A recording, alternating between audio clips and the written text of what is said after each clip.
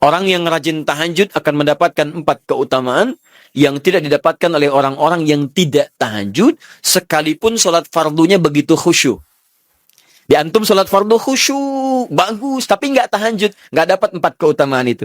Ini sudah saya bahas panjang lebar di pertemuan lalu, saya hanya sebutkan cepat saja.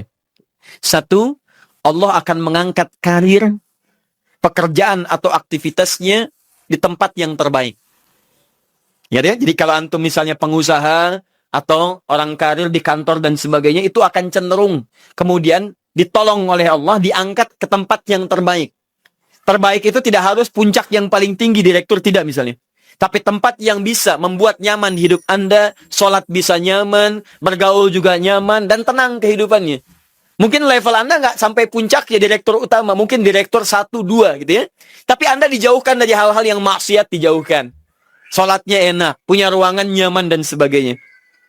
2, Allah akan bimbing setiap ahli tahajud. Allah akan bimbing sehingga menjalani awal pekerjaannya dengan begitu mudah. Wa rabbi adkhilni mudkhala sidqin.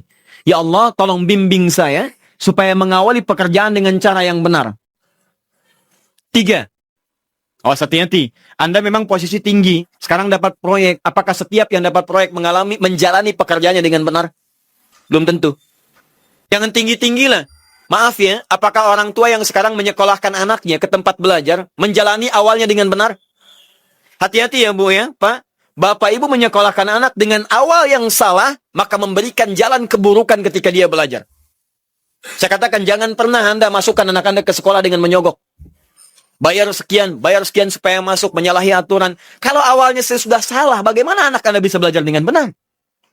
Mustahil mendapatkan sesuatu yang tidak baik. Yang baik itu mustahil didapatkan. 3, wa akhrijni mukhrajas sidqin. Allah berikan jalan keluar terbaik dari persoalan yang dirasakan. Di ahli tahajud itu setiap punya masalah, bukan nggak dapat masalah ya, bukan tidak bermasalah hidupnya.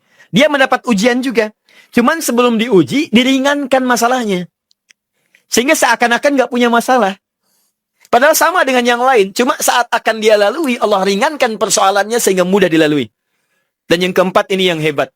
Ya, waj'alni min ladunka sultanan nasira. Allah akan tolong langsung orang ini ketika ada lingkungan sekitar yang akan menyakiti atau menjahilinya.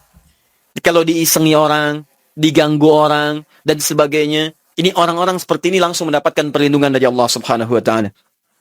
Ada satu kali, ini kisah nyata, seorang saleh, ahli tahajud, sampai saking ahli tahajudnya tidak ingin meninggalkan kebiasaan ini. Ini sangat nyata kisahnya dan tidak mengarang. Satu kali Pak, kemudian malam-malam dia perjalanan dengan rombongan. Begitu perjalanan, orang-orang tidur, sampai dia mengendap-endap, kebiasaannya tidak ingin diketahui oleh orang lain. Satu malam kemudian, dia bangun setelah orang lain tidur, masuk dia sedikit, ke area sedikit ada dalam hutan. Begitu sedang menunaikan sholat, dia duga kemudian tidak ada orang lain yang melihatnya. Ternyata ada satu orang atau beberapa yang kemudian tergerak, mendengar suara dan menyaksikan kebiasaan dia. Anda tahu apa yang terjadi? Dan inilah yang disampaikan oleh orang-orang yang melihat itu. Begitu sedang sholat, teman-teman sekalian, tiba-tiba baru bertakbir malamnya, lompatlah dikisahkan seekor harimau di depannya. Dalam keadaan yang sudah lapar. Saya mau tanya pada Bapak Ibu, begitu sholat, misalnya Allahu Akbar, tiba-tiba samping ada harimau. Wow. Apa yang dilakukan? Kabur. Nah, gak panjang pikirnya, kabur, ya kan? Tapi sekarang lihat apa yang beliau sampaikan. Begitu datang harimau itu, perhatikan ahli tahajud ini. Dia ingat dengan janji Allah. Dia ingat dengan janji Allah. Perhatikan baik-baik ya. Kalau Anda sudah punya kebiasaan Qur'ani dalam jiwa Anda, maka ayat itu akan hadir membimbing Anda dalam setiap kesulitan Anda. Apapun itu. Nabi Yusuf dekat dengan Allah. Ketika digoda muncul ayatnya. Laula arra'a burhana rabbi. Kalau bukan melihat petunjuk dari Rabbnya, niscaya ada sesuatu yang buruk terjadi kepadanya. Tapi Allah jaga beliau. Lihat baik-baik teman-teman. Begitu melompat harimau itu, kemudian dia katakan dalam jiwanya. Lihat kalimatnya. Ya khalqallah. Hei makhluk Allah. Dia tidak katakan ya namar, hei harimau, tidak. Kalau disebutkan harimaunya, menunjuk pada zatnya. Tapi dia lekatkan makhluk ini kepada penciptanya. Hei makhluk Allah. Ya khalqallah, hei makhluk Allah. Jika saya memang rizki yang telah Allah tetapkan untukmu pada saat ini, maka saya ridho untuk engkau makan, silakan. Tidak ada masalah.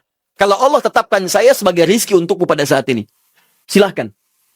Tapi kalau saya bukan menjadi rizki yang telah Allah tetapkan untukmu pada saat ini, maka jangan coba-coba ganggu ibadahku hari ini. Lihat kalimatnya, bukan jangan makan aku. Ingat, bukan jangan makan aku.